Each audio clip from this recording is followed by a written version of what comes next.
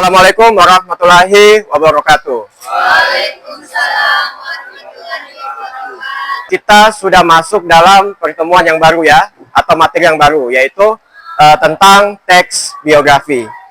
Jadi hari ini itu kita akan masuk dalam materi menemukan ide pokok bacaan, ya.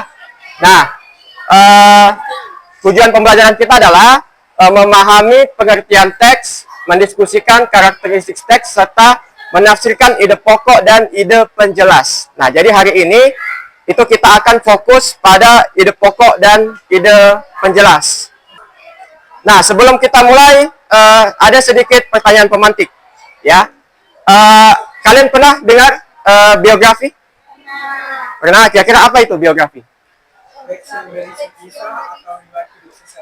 Ya, teks yang berisi kisah atau riwayat hidup seseorang. Ya, yang harus ditulis sama orang lain. Kalau dia itu ditulis sama dirinya sendiri, itu namanya autobiografi. Ya, bedanya itu ada autonya. Nah, tapi di sini, ya, apakah tokoh-tokoh yang ditulis dalam biografi itu sembarang di tokohnya? Atau ada syaratnya ditulis dalam bentuk biografi? Apa kira-kira? Apakah misalnya saya mau ditulis biografi itu bisa? Nah, biografi itu cenderung ditulis oleh orang lain yang dia rasa itu terinspirasi. Gitu. Misalnya saya terinspirasi sama sosok guru yang saya suka. Ya. Nah, itu saya tulis. Nah, jadi tolok ukurnya itu tokoh di dalam sebuah biografi itu adalah tokoh yang menginspirasi. Ya, kita akan masuk langsung kepada ide pokok dan ide penjelas. Ya, kalau pengertiannya pasti kalian sudah tahu. Ya, biografi itu adalah teks yang menuliskan kisah hidup seseorang, kayak begitu. Ya, nah, apakah dia itu dalam teks biografi bisa dua orang yang dituliskan namanya atau tokohnya? Bisa? Bisa dua orang? Dalam satu teks biografi bisa dua orang? Jawabannya tidak.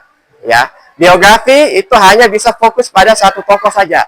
Kalau dua tokoh itu takutnya itu kita sebagai pembaca itu buyarki. Ya, dia ini merujuk kepada apa atau dia ini bahasnya apa, kayak begitu. Nah, kalau ide pokok, ya ini saya sederhanakan. Jangan kalian pikir, oh ide pokok itu apa sebenarnya? Ide penjelas itu apa sebenarnya? Kalau ide pokok itu adalah pembahasan utamanya, gitu.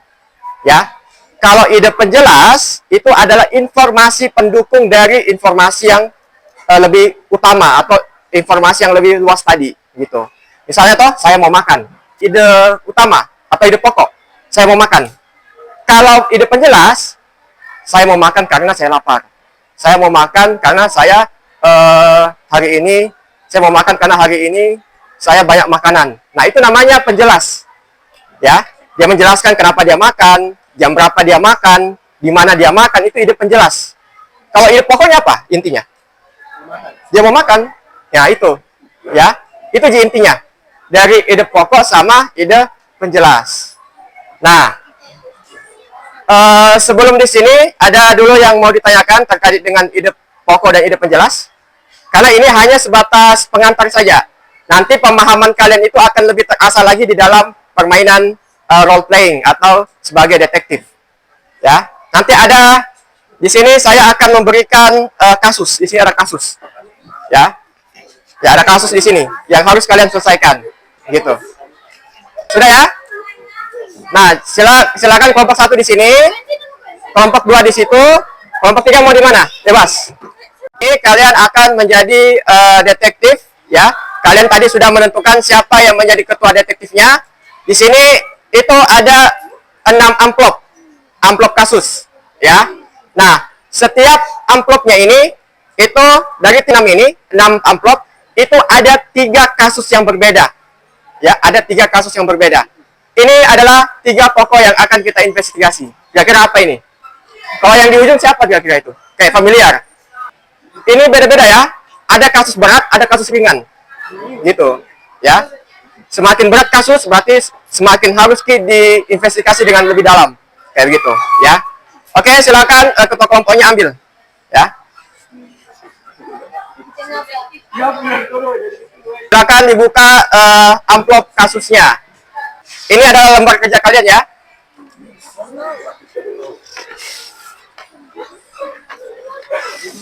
Seperti ini ya, silakan bagi. Nah, di bagian kolom pertama yang tanda panah ya, itu adalah identitas tokoh.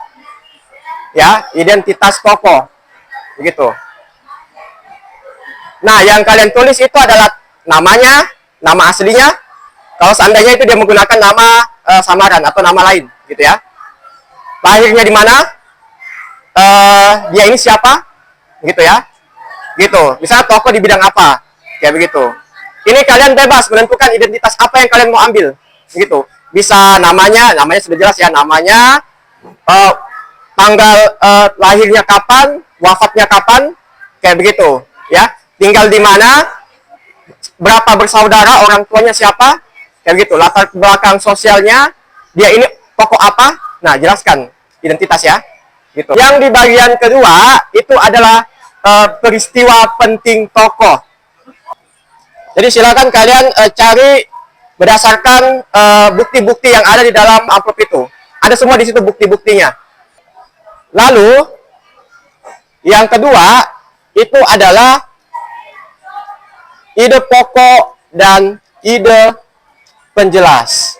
Nah, kalau kalian masih bingung di sini ide pokok dan ide penjelas itu kalian ide pokoknya apa? Misalnya ide pokok tokoh A merupakan pahlawan apa, gitu.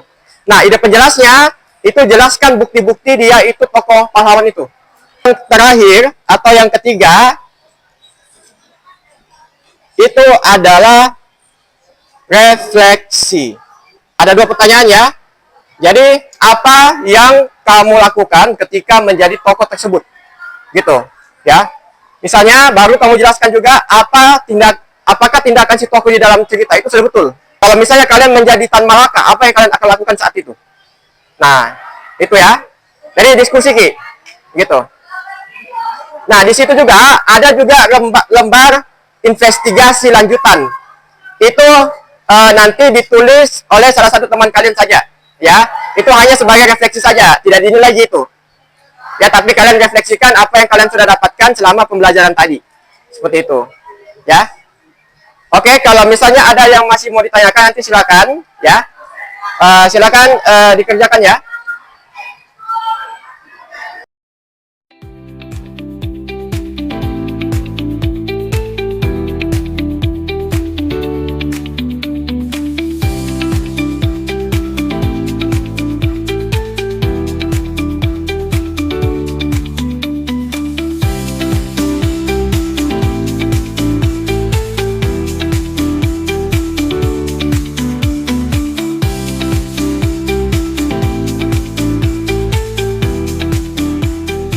Biar tidak terlalu jauh kalian mencari peristiwanya, kalian cukup menempelkan apa yang sudah ada di dalam bukti.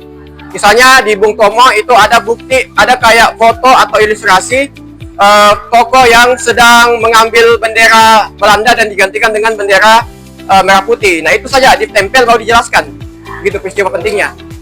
Tidak perlu kalian itu cari lagi di internet. Tidak perlu, ya. Cukup kalian deskripsikan kejadian atau peristiwa yang ada di dalam bukti. Ya, yang ada di dalam bukti. Kalau peristiwa penting ini kalian harus tempel-tempel. Ya, kalian harus tempel-tempel itu yang bukti-buktinya. Ya begitu.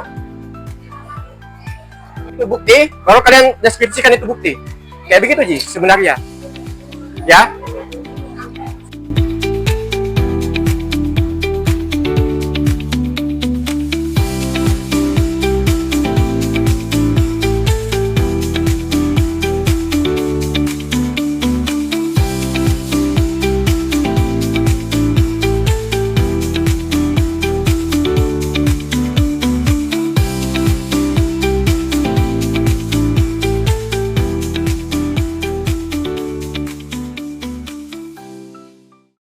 Assalamualaikum warahmatullahi wabarakatuh.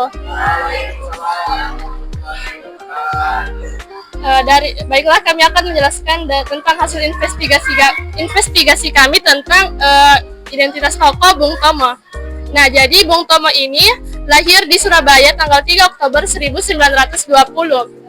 Dan dia juga berasal dari keluarga kelas menengah dan ibunya bernama Subastita.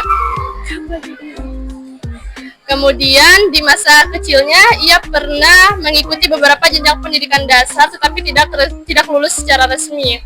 Kemudian ada juga peristiwa penting tentang Bung Tomo ini seperti peristiwa pengerobekan bendera Belanda pada tanggal 19 September 1945 di Surabaya. Bung Tomo ini merupakan pencetus dari peristiwa penting tersebut. Baik. Oke, kita berikan tangan ke kita. Jadi ini adalah perusahaan pertama yang memaparkan hasil investigasi mereka. Oke, silakan.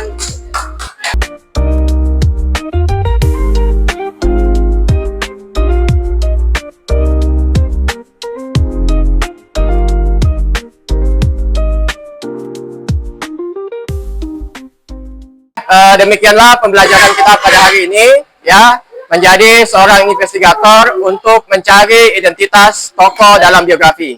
Baik, jadi dikarenakan waktunya sudah selesai, saya ucapkan terima kasih atas perhatiannya. Jadi silakan ketua kelas untuk memimpin doa dan pulang, ya.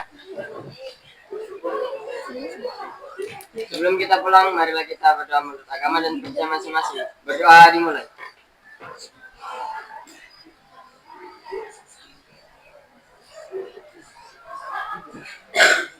Berdoa selesai. Oke, silakan kembali beraktivitas ya.